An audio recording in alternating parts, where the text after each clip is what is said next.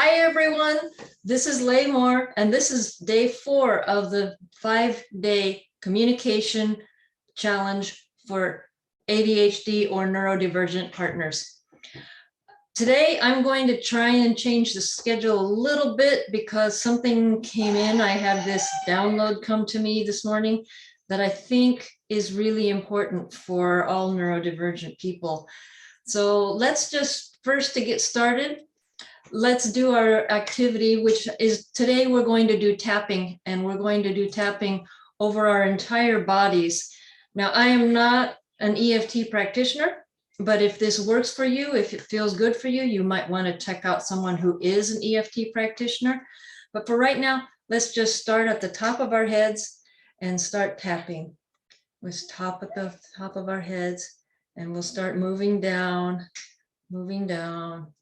Make sure you get the whole head and do to the back of your skull. Make sure you do your face, around your eyes, and your cheeks, and your mouth, and then back toward your ears and around your chin, and then especially at the back of your neck, going down the back of your neck to your shoulders. Shoulders are a big part here. Make sure you do some good tapping on your shoulders. And then tap on the top of your shoulders and make sure you come around to the front by your neck.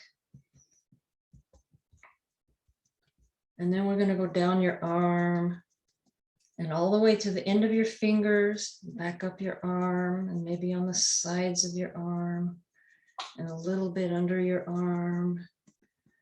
And then go down your arm, the other arm, and come back up and do the sides of your arm. And make sure you get your underarm. And then do across the, hi Wendy, we're doing a little EFT tapping. So do across your chest, and down the middle of your chest, down the sides of your body. And make sure you get all of your intestinal area, your stomach, do that really well. That we hold a lot of stuff in there. And EFT lets you let go of all of that stuff. Then make sure you also get your back.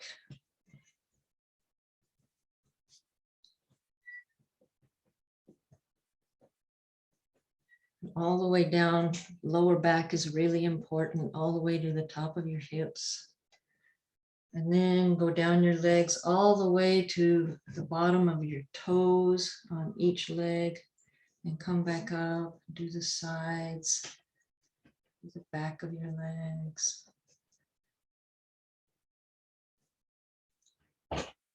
Do both legs, make sure you get both of them. When you get to your feet, make sure you do a good job on your feet. We hold a lot in our feet.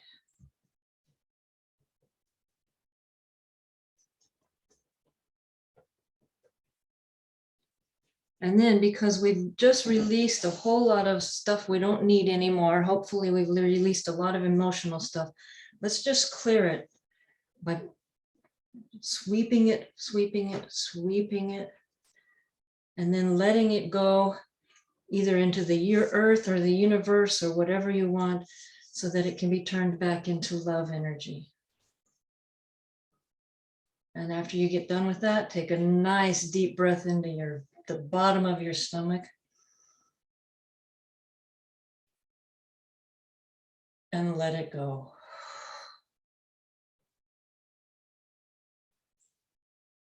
And with that, let's go ahead and get started. As I mentioned earlier, I had a download this morning, so I'm going to change the schedule a little bit because I think this download is very, very important. So let me go through it. I was thinking about neurodivergency, and I thought, I know it's not new because I know we've had it in our family for generations, and I don't know how many generations, but as many as I can recall. So I know it's not new, and I know that it had to have some sort of a purpose in coming into humans. So I looked back, and this is where the download actually started. It took me all the way back to the beginning of humankind, when we lived in small groups, and where in order to be able to get through issues of whatever sort might be coming up, humans needed to be able to think on different levels. So different humans were thinking on different levels. This means that neurodivergency started from the very early people. It's continuing now. It's a natural thing, and it's actually for our best interest. Where we are in the evolution of humanity right now, I can't think of a more important skill than to have a lot of different people thinking different ways to be able to solve all the issues that we have right now. We put labels on it, and we put labels on the people. But what we really have is a whole bunch of round pegs who do not fit in square boxes. And the society around us for a very, very, very long time has been trying to put everybody in their little square boxes, and it's not working. So what we have is that everybody has their own neurodivergency. Everybody has their own strengths, their own weaknesses, or their challenges. And everyone is in this together to work with what they have and give what they have to help the whole. Because at this point in the world, if we don't use all of our creativities, there's a really good chance that humankind is not going to make it very far. And that is my download for today. If you have any comments or questions, please feel free to ask now if you can. I know that Leanne is having some issues with not being able to be heard. So Leanne, anything you want to say, just go ahead and put it in the chat.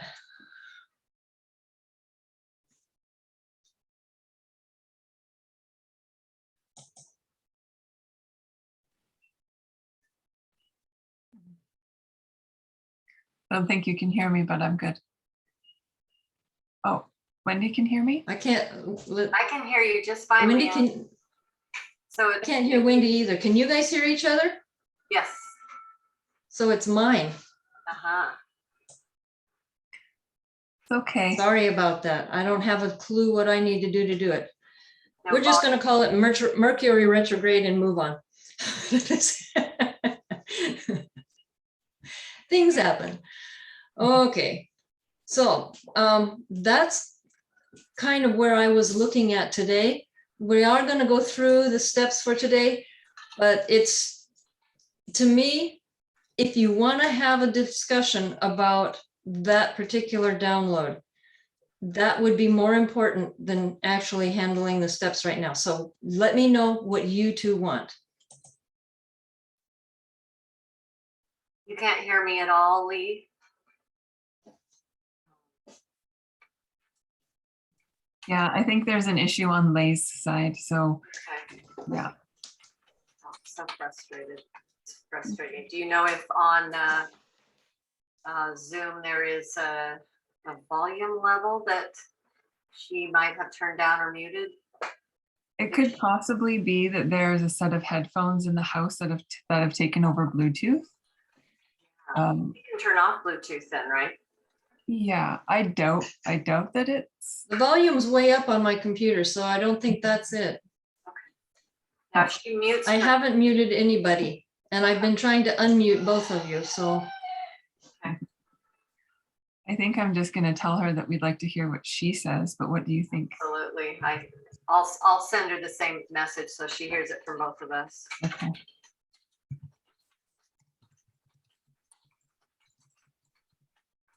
At least I can see both of your lovely faces. And we can hear each other. Yay. Yeah, I think we need to also be careful because Zoom's probably recording us talking on her side. Definitely. Yeah. Yeah. So, yeah, hopefully she sees our messages and. Okay, so it looks like you just want me to go on with what I had planned, and we'll just We'll hope Mercury retrograde ends pretty soon. Okay, so what the steps that I had originally planned to cover today are going to be holding expectations and acknowledging efforts, and how to or how not to acknowledge efforts, allowing space, and then preparing and presenting a reward if that's appropriate. Now, as we look at what we saw at the post that we had at the end of the session yesterday, we understand that there is a very fine line between these things, especially the acknowledging the effort and the rewards. That it's really tricky to navigate, because you don't want to be enabling further behavior that is not serving for both of you. But at the same point in time, you want to be encouraging enough that you are getting the result that you want. So let's see if we can kind of work through those together today. What you want to do is you want to hold expectations of the completion of the task, but not necessarily your expectations of how. So you want to keep it in the forefront of your mind that the task is done. Even before it started, you want to see the task done. And you may even see it in your mind. And as you're seeing it in your mind, there's a very strong possibility that negative talk is going to come up. Things are going to sound like, you don't really think this is going to get done, do you? Or on the other side of that, your partner is probably going, I don't know how to do this. And then the gremlins are coming in, and the gremlins are saying, and who do you think you are trying to do this anyway? And you've all heard them. I know you have. You know they don't serve any purpose in getting things done. So you want to acknowledge the gremlins. Yes, I know you're there. I know you're trying to help. Now please go rest and let them go. So now you're back to seeing how the task might be done in different ways, and allowing creativity to see your partner doing the task. For me, these steps took years to accomplish. My goal for you is to save you as much of that time as possible. But Rome wasn't built in a day. So if at this point you do not feel you are making the progress you wanted, please be kind to yourself. It's only going to hurt you if you also try and pull yourself down while you're trying to get something done that hasn't been done before. So just be nice to you. Now, remember that all of these tools are steps and methods, or all of these steps are tools and methods, or however you wish to say it. They're all the same thing. You probably will need more than 5 days to see a lot of results. Like, you're not going to get to the perfect partnership like we saw yesterday in 5 days. But you can make progress, and then you can make more progress. Back to steps again. Progress, progress, progress. So I hope you're at least communicating better with your partner, at least on some level, and maybe even the people around you. So keep trying until you find what works for your individual situation or every situation. Now, I would have liked for us to be able to have a little chat today about this, but I'm not so sure that's going to work. So we'll just work it somehow. Okay, so then you want to move on to acknowledging the efforts.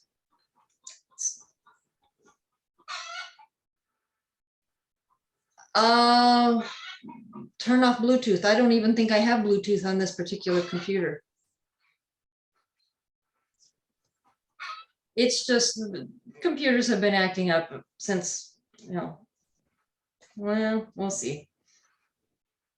Okay, so now you're looking at your task as already finished, and you're seeing it as finished. And This task, while it may seem mundane to you, like washing the dishes, clearing off the counter, whatever it happens to be, it may seem really mundane to you. And in time, it may become natural for your partner, but it may be a real challenge for your partner at first. So encouragement is crucial, even for small steps and small accomplishments. Imagine that you are working at your job, at a job, any job, and you're working for a boss, okay? And you've been given an assignment added on to your already very busy schedule, and you're going, oh man, how am I going to get this done? If you get no support, you may still get the task done, but there will be no joy in it. If your boss encourages you, the task is much more likely to be done well. And if you're having other people come to you and say, hey, I see that you're not too busy, can you help me with this? And can you help me with this? And your task is never going to get done. So let's just look at this for a minute. In this case, the boss is you. And the neurodivergent person, the mind of the neurodivergent person, is the overworked employee who is now having another task added on to what they consider their already busy time. And your partner, himself, herself, themselves, whichever you want, whatever you want, your partner is the helpers and the materials that the employee, the mind, needs to get the task done. So take a moment to think about how you, the boss, might be able to encourage and even provide the support that your partner needs to be able to get the task done. Does that make sense? Okay.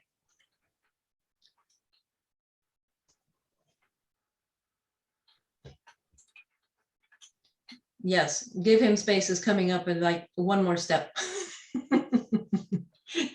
Wendy, you're so ahead of your time. So when you see the first step being done or movement even toward the task, acknowledge it, gently acknowledge it. Some sort of gentle encouragement will help both of you. So when you see something a little bit, you can smile, or you can tell your partner you appreciate the task getting done. Something like, oh, good, you are washing the dishes, or good, I see you putting your stuff in your box or basket or whatever it is. It doesn't have to be fancy. It doesn't have to be a lot. It just has to be a gentle encouragement. Okay, so now, Wendy, we're to allow space. Give your partner room to accomplish the task without distraction or interruption. This, especially if you have children or other people in the household, can be a challenge, but do the best you can with this. And there are some ways you might go about this. Like we mentioned yesterday, you might do some self-care to distract yourself. If you have kids, you and the kids might do some self-care together. Just something that's going to distract you. You might be, go on a short walk if you need to, or, whatever it might be. It could be, especially if you have children around, and especially if they've been around you for very long, that you want, while your partner is doing a task, to show your kids that they too can do tasks. Just an interesting thought. Okay, keep in mind a positive state and allow your energy to support your partner and anyone else who's involved in this to accomplish the task without interference unless asked. Now, in my personal experience, help is not warranted and only annoys a person, neurodivergent or not, especially in this kind of a situation. So don't try to push your way in and say, do you need help? Do you need help? Do you need help? If they need help, they'll let you know. So what I would like to do now is a guided meditation to help you let go and just let everything be. Okay? So close your eyes. Take a deep breath into the bottom of your belly and breathe out, release. Take another deep breath into the bottom of your belly and breathe out, relax. And now, while breathing normally, feel your body. Feel where you might be holding stress at this moment. There are common places like shoulders, stomachs, feet, legs. Where are you holding stress? And what sensations are you feeling where you're holding this stress? Does it feel like a blockage? Does it feel like possibly a shape? Is there any color to it? What is this sensation? Where are you holding stress and what is it like for you? Now breathe into this space. And when you breathe out anything you no longer need. Breathe in again. And again, breathe out anything you no longer need. Much like we did yesterday, step back from your thoughts and see your thoughts. Especially after doing the EFT, the thoughts may be running around all through your body. See those thoughts. Know where they are and know that they are there. Now become the watcher, the awareness that we had yesterday, and watch those thoughts. If they're thoughts you no longer need, which is very possible, allow the thoughts to slip away. Again, like clouds floating across the sky, or river or leaves floating down a river. Allowing you to become the calm lake under the sky and the calm lake with the trees around it, but no leaves falling on it right now. You are the calm lake.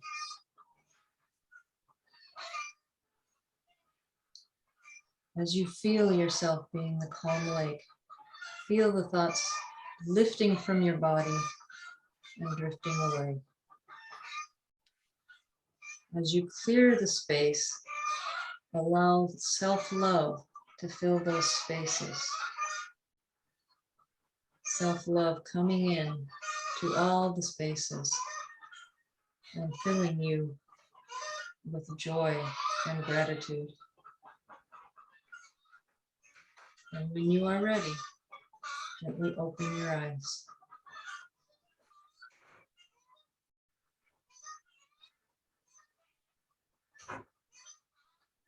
And now you might be really relaxed and you might be ready to think about if you need a reward for this task that your partner is doing. Your partner is doing the task and there may be a reward coming. You may need to get it ready, or it may just be something that you say. Whatever it is, do you need to have it at the ready because you are seeing that it is completely done? Now, you know your partner best and you know what your partner would like. It's a lot of partners don't really like any big fuss made over them, so it might be really simple. But whatever you discussed in the initial conversation will need to be delivered when the task is done, at least for the first time and possibly for times after that. But it will probably be pared down until eventually your partner is just doing it like a true partner would.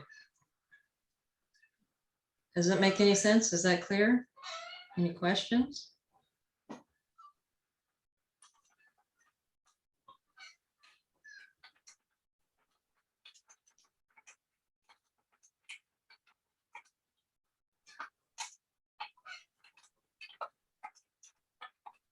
Okay, rewards depends on your actual partner. Some partners might work with a reward of, I don't know, a candy bar or something like that. Some partners may just work with, thank you, I really appreciate your help. Some partners may work with something more like, hey, can we go for a walk? After we get done with doing these tasks, can we just go do something fun?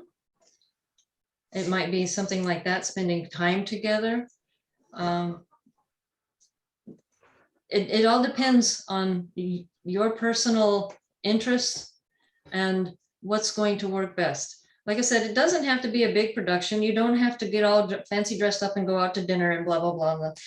It should be something very simple, something small. And that will depend, like I said, on your partner and you and what you decided in the beginning of your conversation. Does that help? Yeah, well, it's kind of like training kids. Yeah, it's true. It feels parent to child to offer candy. I understand. Some people are motivated by that. Some people are not. And again, that's something to work out between you and your partner. And it might be, like we read yesterday, we're working toward a true partnership where everybody does everything equally so that everybody is part of the workings of the household. But you got to start somewhere. And most of us don't start there. Most of us start at the bottom of wherever we are, and we work our way up. And so if it feels, if a reward feels not very good for you and your partner, then don't do it. Or you could just do something simple like, hey, when we get done with this, why don't we just all go for a walk? Or why don't we go to the park for a little while and play? Especially if you have kids, little kids. But like I said, it's whatever is going to work for you. It might be just a walk in nature. Just something that's going to be, it's going to get the dopamine running a little bit, and it's going to say, hey, you did really well. Does that make sense? Okay. Now, I want you to imagine how this will look. Imagine even before everything started, that you have this image in your mind of it being absolutely done, completely done, and you are doing whatever it is that is going to be the reward. Imagine how this looks when your partner finishes, at the moment your partner finishes the task. Fill in all the sensory details. What clothes are you and your partner wearing? Where are you? Are you in a room? If there's a room, is the window open? If the window is open, is a lovely breeze coming in? If so, look carefully around the room too. Make sure that you've seen every detail. Is there furniture? Is there anything on the furniture? Every single detail. Are you standing? Are you sitting? Is anyone else there? What's the weather like? Is it nice? What do you see around you? What colors? What objects? If you're in the kitchen, there might be a smell. Depending on what the reward is, there might be a taste involved. What sounds, words, or exclamations do you hear, especially coming out of your mouth when your partner finishes? Every single detail. How do you feel? What do you feel? Take a moment to imagine this scene in great detail. Make it real in your mind.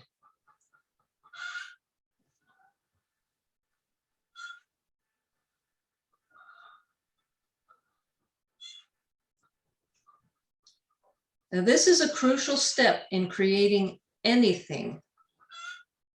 The creative mind does not recognize the difference between what you imagine and reality. Understanding this helps you create what you really want, and that you can create recreate or change whatever no longer serves you. This is how I created moving back to Hawaii and living here. I had tropical plants growing and producing in my window in the upper Midwest US, even through the long, deep, cold winter. There were pictures, Hawaiian pictures, flowers. There was Hawaiian music. There was fresh air from the plants, even when it was 30 below outside. Yes, but I did that, and I made it real in my mind, and I managed to make it back to Hawaii.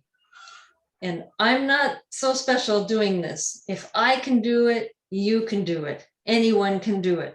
This is a method that is well known for making whatever it is that you want. You can make small changes in your communication that will yield big differences in your relationship. And this is how you do it. You make these little small changes, like one task at a time. And then you work it up from there, and you keep working and working and working. This is the way you get what you really want, and you create it. Are there any questions about that?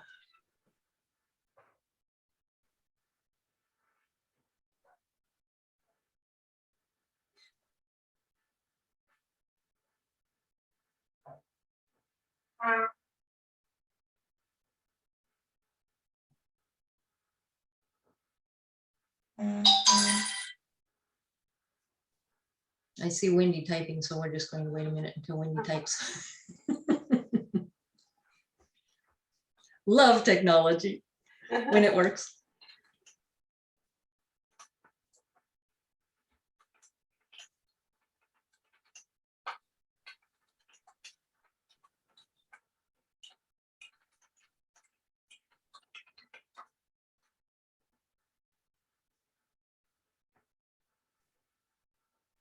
Okay, having a hard time seeing my thoughts translate into his actions. Let me tell you a little bit more about getting to Hawaii. This is a wonderful. He was working at a manufacturing plant, steady job, but the work of it was absolutely killing him. He had all sorts of health issues coming from it, and it was actually killing him. I had always wanted to move to Hawaii, and I thought that would probably be better for both of us. He did not think that he could possibly leave his steady job ever until he retired. He was like, no, I can't. So I put up the pictures of Hawaii, and I grew the plants of Hawaii, and I played the Hawaiian music, and I made it as Hawaii as I could. And then eventually I said, you know, I'd really like to go to Hawaii and just take a trip there. And he says now that he's the one who came up with that idea. Okay, fine. I don't care. We went to Hawaii. And we went to, first of all, we went to Lihue and Kauai. And then we went to the Big Island where we saw the volcanoes and everything. Well, the reason it turns out that he didn't want to come to Hawaii, well, there's two things. First of all, there was his parents in the back of his head and his gremlins going, you can't do that, you're not, blah, blah, blah, which of course he was believing. And the second part of that was, why would I want to go there anyway? It's all Honolulu. Well, so we took him to Hawaii, and he saw the beauty that is actually Hawaii, and that it is not just Honolulu. And as soon as we got off the plane, he's like, you know, this isn't so bad. And as we went through the trip, he's like, you know, maybe I could do this. And when we got back, we started making the plans, and we did it together. We both were working on, how do we do this? What are the logistics? What would we need, what to do, how, you know, learn as much as we could about moving to Hawaii. And when we did move here, we came here with my limited income but full-time job, which transferred from there to here. which is really rare. Most people come here and they get off the plane and go, okay, I'm here, now what? But I had a full-time job with insurance when we came here, which was extremely helpful. And we got the house, and we took a little bit of money out of retirement to buy the house outright. So we didn't have any payments. So we, it was all very nice and neat that way. And we got him a job too. And we've worked it out. We continued to work on him once he got here. His love has always been to be a pilot. And he desperately needed to be a pilot. He ate, drank, slept, breathed planes everywhere, all the time. So I had been working since long back in the other place to get him there.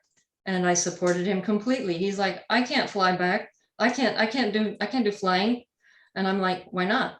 Well, I don't have the money. And I'm okay. I am not your ex-wife who got you bankrupt. I am the wife who can pinch a penny so hard Lincoln pops off. You let me handle the money and you go fly. No, I can't do that. Just do it once. Just see where you're at. Well, I guess I could do once. And worked at it and worked at it and worked at it.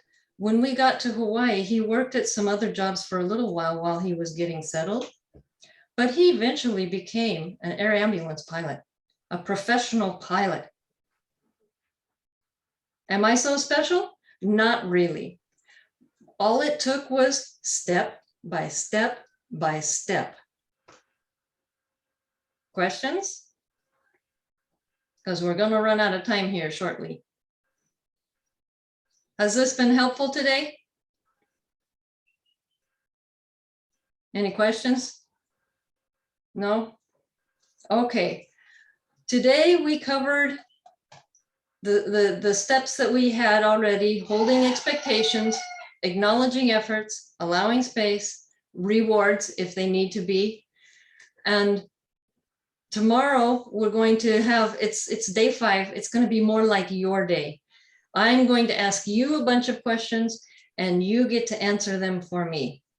So they're not necessarily the same kind of steps. It's going to be a different structure. I just want you to be ready for it. So thank you for being here with me today. I really appreciate it.